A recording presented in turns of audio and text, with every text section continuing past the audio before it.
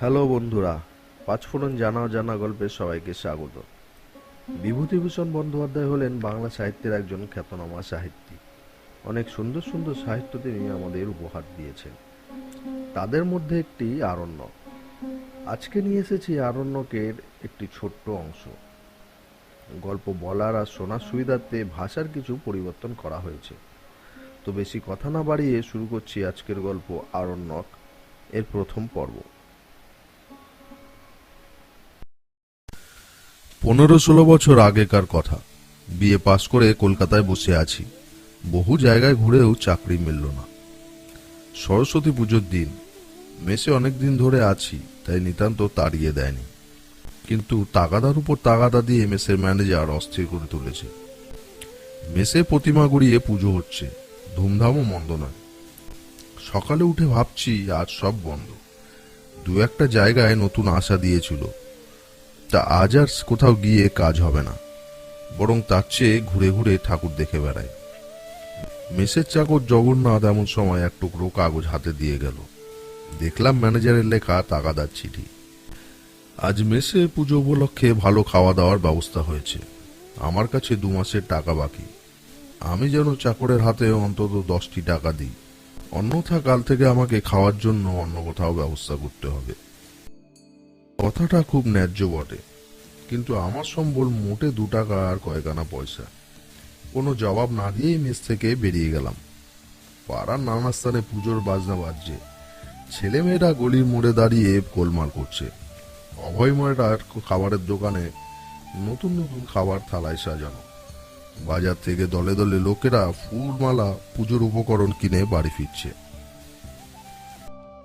ভাবলাম কোথায় যাওয়া যায়। আজ 1 বছরের উপর হলো জোড়াসাঁকো স্কুলের চাকরি ছেড়ে দিয়ে বসে আছি। অথবা বসে ঠিক নেই, হেন মার্চেন্ট অফিস নেই, স্কুল নেই, খবরের কাগজের অফিস নেই, যেখানে অন্তত 10 বার না হাঁটাহাঁটি করেছি।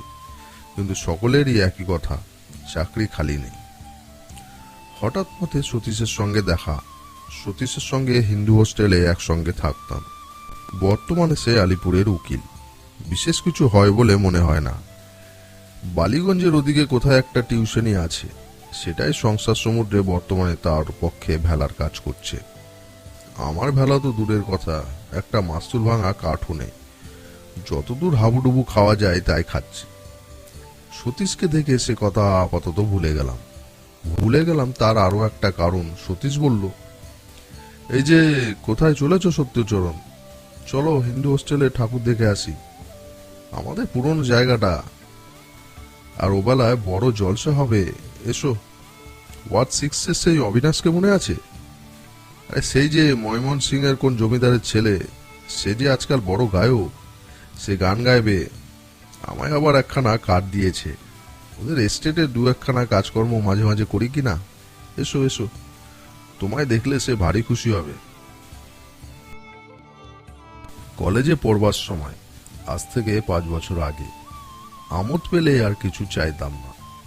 এখনো সে মনের ভাব কাটেনি দেখলাম। হিন্দু হোস্টেলে ঠাকুর দেখতে গিয়ে সেখানে মধ্যাহ্নভোজের নেমন্তন্ন পেলাম। কারণ আমাদের দেশের অনেক পরিচিত ছেলে এখানে থাকে। তারা কিছুতেই আমাকে আসতে দিতে চাইল না। বললাম বিকেলে জলসা হবে, তা এখন কি, মেস থেকে খেয়ে আবার আসবো। তারা সে কথায় কান দিল না।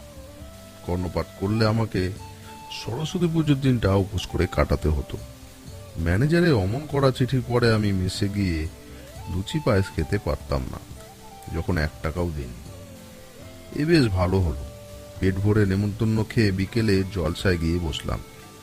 আবার 3 বছর পূর্বে ছাত্র জীবনে উল্লাস ফিরে আসলো।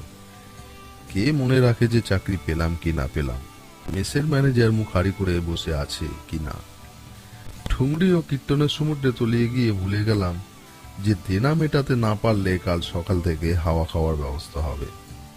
জলসা যখন ভাঙলো তখন রাত 11টা। অবিনাশের সঙ্গে আলাপ হলো। হিন্দু হোস্টেলে থাকবার সময় সে আর আমি ডিবেটিং ক্লাবে চাইছিলাম। একবার স্যার গুরুদাস বন্দ্যোপাধ্যায়কে আমরা সভাপতি করেছিলাম।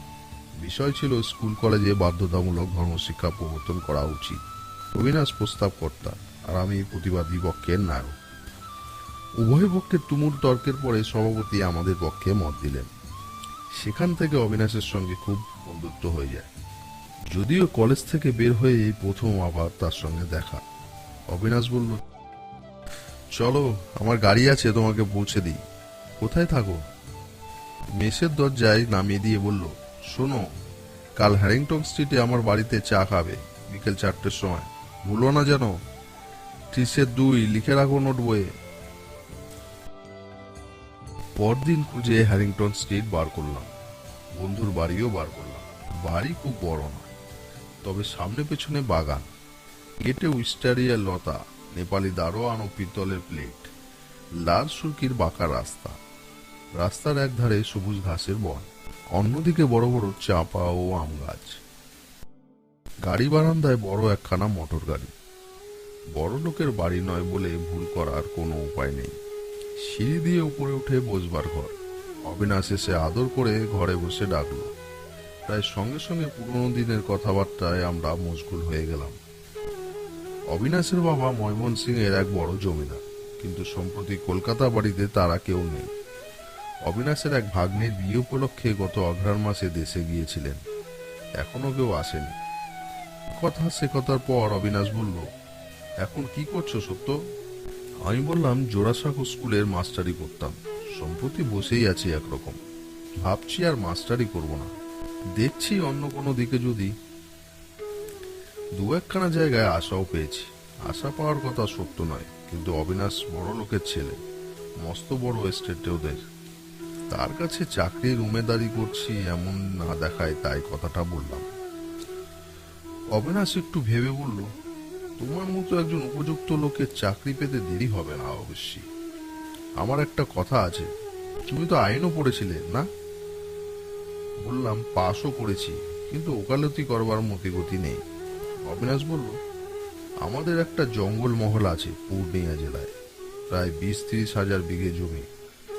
আমাদের সেখানে নায়েব আছে, কিন্তু তার উপর বিশ্বাস করে এত জমি বন্দোবস্তের ভার দেওয়া চলে না। আমরা একটা উপযুক্ত লোক খুঁজছি, তুমি যাবে? কান অনেক সময় মানুষকে প্রবঞ্চনা করে জানতাম। অবিনাশ বলে কি, যে চাকরির খোঁজে আজ 1 বছর কলকাতার রাস্তায় ঘেটে চষে বেড়াচ্ছি, চায়ের নিমন্ত্রণে সম্পূর্ণ অযাচিতভাবে সেই চাকরির প্রস্তাব আপন মুখে উপস্থিত হলো। তবুও মান বজায় রাখতে হবে। অত্যন্ত সংযমের সাথে মনের ভাব চেপে উদাসীনের মতো বললাম, ও আচ্ছা, ভেবে বলবো। কাল আছো তো? অবিনাশ খুব খোলাখুলি ও দিলদার মেজাজের মানুষ। বলল, ভাবাভাবি রেখে দাও, আমি বাবাকে আজকেই চিঠি লিখে বলছি আমরা একজন বিশ্বাসী লোক খুঁজে পেয়েছি। জমিদারি ঘুণ কর্মচারী আমরা চাই না, কারণ তারা প্রায় চোর। তোমার মতো শিক্ষিত ও বুদ্ধিমান লোকের সেখানে দরকার। জঙ্গল মহলে আমরা নতুন প্রজার সঙ্গে বন্দোবস্ত করব। 30 হাজার বিঘের জঙ্গল, এত দায়িত্বপূর্ণ কাজ কি যাত্রার হাতে ছেড়ে দেওয়া যায়? তোমার সঙ্গে আজকের আলাপ নয়, তোমার নারী নক্ষত্র আমি জানি। তুমি রাজি হয়ে যাও, আমি এক্ষুনি বাবাকে লিখে অ্যাপয়েন্টমেন্ট লেটার আনিয়ে দিচ্ছি। এর 2 সপ্তাহ পরে আমি একদিন নিজের জিনিসপত্র নিয়ে B&W রেলওয়ের একটা ছোট স্টেশনে নামলাম। শীতের বিকাল, বিস্তীর্ণ প্রান্তরে ঘন ছায়া নেমেছে। দূরে বনশ্রেণী, মাথায় মাথায় অল্প অল্প কুয়াশা জমেছে। রেল লাইনের দুধারে মোটর ক্ষেত। শীতল সন্ধ্যার বাতাসে তাজা মোটর শাকের স্নিগ্ধ সুগন্ধে কেমন একটা মনে হতে লাগলো, যে জীবন আরম্ভ করতে যাচ্ছি তাহা বড়ই নির্জন হবে। এই শীতের সন্ধ্যায় যেমন নির্জন এই উদাস প্রান্তর, আর ওই দূরের নীলবর্ণ বনশ্রেণী তেমনি। গরুর গাড়িতে প্রায় 15-16 ক্রোশ চললাম সারা রাত ধরে। পেটির মধ্যে কলকাতা থেকে আনা কম্বল শীতে জল হয়ে গেছে। কে জানে এইসব অঞ্চলে এত ভয়ানক শীত। সকালে রৌদ্র যখন উঠেছে তখনও পথ চলছি, দেখলাম জমির প্রকৃতি বদলে গেছে। প্রাকৃতিক দৃশ্য অন্য মূর্তি ধারণ করেছে। ক্ষেত খামার নেই, বস্তির লোকালয়ও বড় একটা দেখা যায় না, কেবল ছোট বড় বন, কোথাও ঘন কোথাও পাতলা, মাঝে মাঝে মুক্ত প্রান্তর, কিন্তু তাতেও ফসলের আবাদ নেই। কাছারিতে পৌঁছালাম বেলা 10টার সময়। জঙ্গলের মধ্যে প্রায় 10-15 বিঘা জমি পরিষ্কার করে কতগুলো খড়ের ঘর, জঙ্গলেরই কাঠ বাঁশ খড় দিয়ে তৈরি। ঘরে শুকনো ঘাস ও বন ঝাবে সরু গুড়ির বেড়া, তার উপর মাটি দিয়ে লেপা, গুলো নতুন তৈরি। ঘরের মধ্যে ঢুকে টাটকা কাটা খড়, আধ কাঁচা ঘাস ও বাঁশের গন্ধ পাওয়া গেল। জিজ্ঞাসা করে জানলাম আগে জঙ্গলের ওদিকে কোথায় কাছারি ছিল, কিন্তু শীতকালে সেখানে জলের অভাব হওয়ায় এই ঘর নতুন বাঁধা হয়েছে, কারণ পাশেই ঝর্ণা থাকায় এখানে জলের কষ্ট নেই। জীবনের বেশিরভাগ সময় কলকাতায় কাটিয়েছি, বন্ধু বান্ধবদের সঙ্গে। লাইব্রেরি, থিয়েটার, সিনেমা, গানের আড্ডা, এসব ভিন্ন জীবন কল্পনা করতে পারি না। এই অবস্থায় চাকরির কয়েকটা টাকার খাতিরে এখানে এসে পড়লাম। এত নির্জন স্থানে কল্পনাও কোনোদিন করিনি। দিনের পর দিন যায়, পূব আকাশে সূর্যোদয় দেখি দূর পাহাড় ও জঙ্গলের মাথায়। আবার সন্ধ্যায় সিঁদুরে রাঙা রঙের সূর্যকে ডুবে যেতে দেখি। এর মধ্যে শীতকালের যে 11 ঘন্টা ব্যাপী দিন, তা যেন খা খা করে শূন্য। কি করে সেটা পূরণ করব প্রথম প্রথম আমার কাছে সেটা মহা সমস্যা। কাজকর্ম করলে অনেক করা যায় বটে, কিন্তু আমি নিতান্ত নব আগন্তুক, এখনো ভালো করে এখানকার লোকের ভাষা বুঝতে পারি না। কাজের কোনো বিলি ব্যবস্থা করতে পারি না। নিজের ঘরে বসে বসে যে কটা বই সাথে করে নিয়ে এসেছিলাম, সেগুলো পড়ে কোনো রকমে দিন কাটাচ্ছি। কাছারিতে লোকজন যারা আসে তারা নিতান্ত বর্বর। না বোঝে তারা আমার কথা, না আমি ভালো বুঝি তাদের কথা। প্রথম দিন দশেক যে কি কষ্টে কাটলো, কতবার মনে হলো চাকরির দরকার নেই, এখানে হাঁপিয়ে মরাচ্ছে আতপেট খেয়ে কলকাতায় থাকা ভালো। অবিনাশের অনুরোধে কি ভুল করেছি এই জনহীন জঙ্গলে এসে? এ জীবন আমার জন্য নয়। রাত্রে নিজের ঘরে বসে এসব ভাবছি। এমন সময় ঘরের দরজা ঠেলে কাছারির বৃদ্ধ মুহুরী গোষ্ঠ চক্রবর্তী প্রবেশ করলেন। এই একমাত্র লোক যার সঙ্গে বাংলায় কথা বলে একটু হাঁপ ছেড়ে বাঁচি। গোষ্ঠবাবু এখানে আছেন অত্যন্ত 17-18 বছর। বর্ধমান জেলায় বনপাঁ স্টেশনের কাছে কোন গ্রামে বাড়ি। বললাম, বসুন গোষ্ঠবাবু। গোষ্ঠবাবু অন্য একখানা চেয়ারে বসলেন। বললেন, আপনাকে একটা কথা বলতে এলাম নিরিবিলি। এখানকার কোনো মানুষকে বিশ্বাস করবেন না। এ বাংলাদেশ নয়, লোকজন বড় খারাপ। বাংলাদেশ মানুষ যে সবাই খুব ভালো এমন তো নয় গোষ্ঠবাবু। সে আমার জানতে বাকি নেই ম্যানেজার বাবু। সেই দুঃখে আর ম্যালেরিয়ার তাড়নায় প্রথম এখানে আসি। প্রথমে এসে বড় কষ্ট হতো, এই জঙ্গলে মন হাঁপিয়ে উঠত। আজকাল এমন হয়েছে, দেশ তো দূরের কথা, পূর্ণিয়া কি পাটনাতে কাজে গিয়ে 2 দিনের বেশি 3 দিন থাকতে পারি না। গোষ্ঠবাবুর মুখের দিকে সকৌতুকে চাইলাম। বলেন কি? জিজ্ঞেস করলাম, থাকতে পারেন না কেন? জঙ্গলের জন্য মন হাঁপায় নাকি? গোষ্ঠবাবু আমার দিকে চেয়ে একটু হাসলেন। বললেন, ঠিক তাই ম্যানেজার বাবু, আপনিও বুঝবেন। নতুন এসেছেন কলকাতা থেকে, কলকাতার জন্য মন উড়ু উড়ু করছে। বয়সও আপনার কম। কিছুদিন এখানে থাকুন, তারপর দেখবেন। কি দেখব? জঙ্গল আপনাকে পেয়ে বসবে। কোনো গোলমাল কি লোকের ভিড় ক্রমশ আর ভালো লাগবে না। আমার তাই হয়েছে মশাই। এই গত মাসে মুঙ্গের গেছিলাম মোকদ্দমার কাজে। কেবল মনে হয় কবে এখান থেকে বেরোবো। মনে মনে ভাবলাম, ভগবান সে দুরবস্থার হাত থেকে আমাকে উদ্ধার করো। গোষ্ঠবাবু বললেন, বন্দুকটা রাতে বেরোতে কাছাকাছি রেখে শোবেন, জায়গা ভালো নয়। এর আগে একবার কাছারিতে ডাকাতি হয়ে গেছে, তবে আজকাল এখানে আর টাকা পয়সা থাকে না। এই যা কথা। কৌতূহলের সঙ্গে বললাম, বলেন কি, কতকাল আগে ডাকাতি হয়েছে? বেশি না, এই বছর 8-9 আগে। কিছুদিন থাকুন, তখন সব জানতে পারবেন। এই জঙ্গল বড় খারাপ। তাছাড়া এই ভয়ানক জঙ্গলে ডাকাতি করে মেরে ফেলে দিলে দেখবেই বা কে? গোষ্ঠবাবু চলে গেলে ঘরের জানলার কাছে এসে দাঁড়ালাম। দূর জঙ্গলের মাথায় চাঁদ উঠেছে। তার সেই উদয়মান চাঁদের পথে আঁকাবাঁকা একটা বনঝাড়ের ডাল, ঠিক যেন জাপানি চিত্রকার হকুসই অঙ্কিত একখানি ছবি। চাকরি করবার জায়গা খুঁজে পায়নি, এইসব বিপজ্জনক স্থান। আগে জানলে কখনোই অবিনাশকে কথা দিতাম না। দুর্ভাবনা সত্ত্বেও উদয়মান চাঁদের সৌন্দর্য আমাকে বড় মুগ্ধ করল। কাছারির অনতি দূরে একটি ছোট পাহাড়ের টিলা, তার উপর প্রাচীন ও সুবৃহৎ একটা বটগাছ। এই বটগাছের নাম গ্র্যান্ড সাহেবের বটগাছ।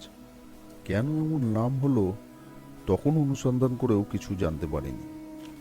একদিন নিস্তব্ধ বিকেলবেলায় পশ্চিম দিকে সূর্যাস্তের শোভা দেখবার জন্য টিলার উপর উঠেছি।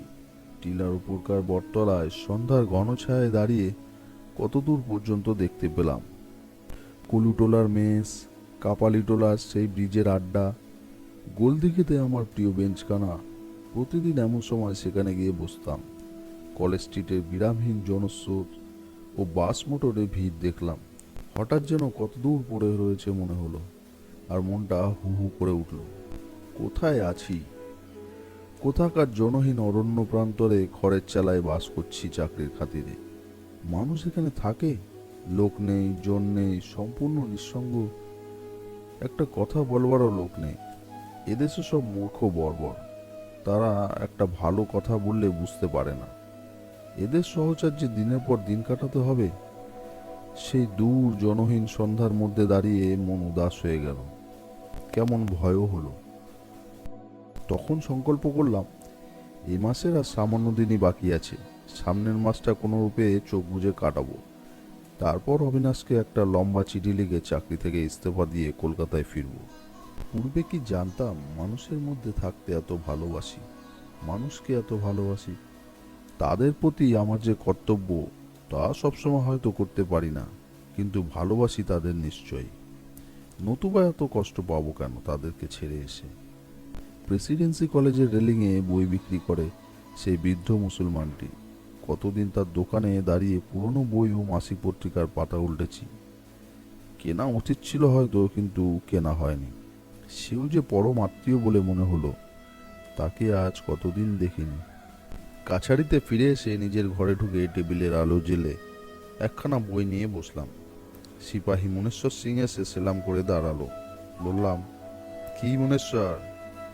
ইতিমধ্যে দেহাতি হিন্দি কিছু কিছু বলতে শিখেছিলাম। মনেশ্বর বলল, হুজুর, আমায় একখানা লোহার কড়া কিনে দেবার হুকুম যদি দেন মহুরী বাবুকে।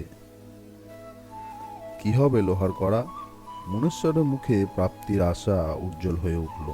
সে বিনীত সুরে বলল, একখানা লোহার কোড়া থাকলে কত সুবিধে হুজুর। যেখানে সেখানে সঙ্গে নিয়ে গেলাম, ভাত রাঁধা যায়, জিনিসপত্র রাখা যায়, ওতে করে ভাত খাওয়া যায়, ভাঙবে না।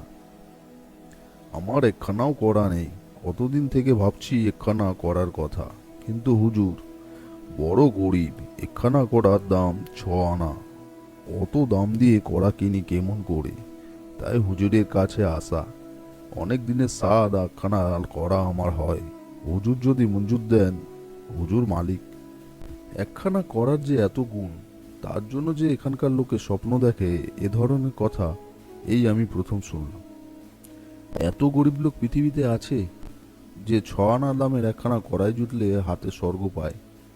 শুনেছিলাম এদেশের লোক বড় গরিব। এত গরিব সেটা জানতাম না। বড় মায়া হলো। পরের দিন আমার সই করা চিরকুটের জোরে মনেশ্বর সিং নওগাছিয়া বাজার থেকে একখানা 5 নম্বরের কড়াই কিনে এনে আমার ঘরের মেঝেতে রেখে আমায় সেলাম দিয়ে দাঁড়ালো। হো গেইল হুজুরের কি পাশে, কড়াই হো গেইল। তার হর্ষোৎফুল্ল মুখের দিকে চেয়ে আমার এই 1 মাসের মধ্যে আজ প্রথম মনে হলো, বেশ লোকগুলো বড় কষ্ট তো এদের। তো বন্ধুরা, কেমন লাগলো আজকের গল্প কমেন্টস করে বলো। আজকের গল্পের লেখক কিভাবে এই জনমানবহীন বনের মধ্যে আসলেন, এখানকার প্রাকৃতিক সৌন্দর্য, লোকজন কিভাবে আস্তে আস্তে ভালো লাগতে শুরু হলো তার বর্ণনা করা হয়েছে। পাঁচফোড়ন জানা অজানা গল্পের নতুন শ্রোতা হলে প্লিজ সাবস্ক্রাইব করে নিও। পরের সপ্তাহে আসছি বিভূতিভূষণ বন্দ্যোপাধ্যায় আরণ্যকের আরও একটা ছোট রোমাঞ্চিত গল্প নিয়ে। ততক্ষণের জন্য সবাই ভালো থাকো, সুস্থ থাকো।